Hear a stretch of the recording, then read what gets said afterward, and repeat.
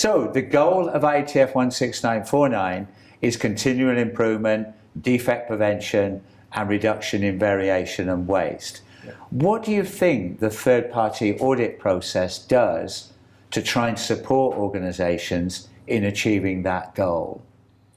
Well, as a third-party auditor, their goal is to come in as a non-biased person and find conformance or non-conformance to the IATF standard within their quality management system.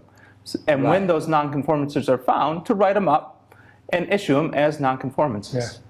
Right, and I think the problem is, though, a lot of organizations see a non-conformance as a negative. Yeah. How can we try and get people to think differently there? Because it seems often people want to fight non-conformities. Yeah.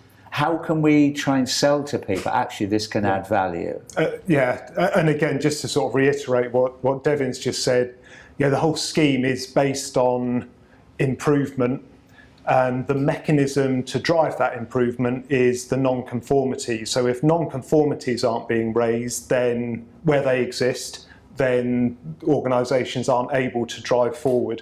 I agree completely, Paul, with your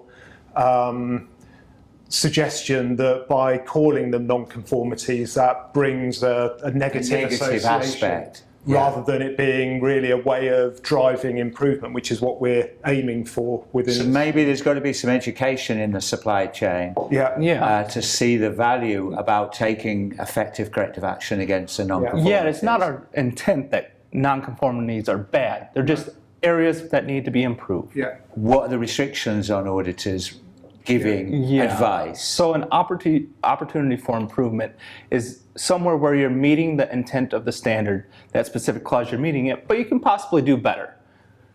Yeah, but I guess auditors have to be very careful there because they could give recommended solutions, which I guess is getting close to consultancy. Yeah, so it also, I think historically, opportunities for improvement have sometimes been used almost to soften what should be a non-conformity for exactly the reasons you said, that there's resistance to raising non-conformities or pressure being exerted from various parties. But so absolutely absolutely for improvement are part of the standard. That's again helps organisations to drive forward. But there is that fine line between making suggestions which would not be appropriate for a third-party auditor. Very different for second and first party. But for third party, to Devin's point, independent, non-biased assessment of an organisation against a set of requirements.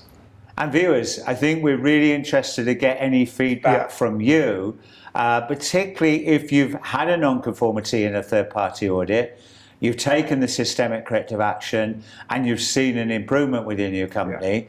Please share it with us, because I think we want to try and change the perception that a non-conformity is negative and try and turn it that this can actually help try and improve your business, and at the end of the day, deliver good product to meet the customer expectations. So thank you. Thank you.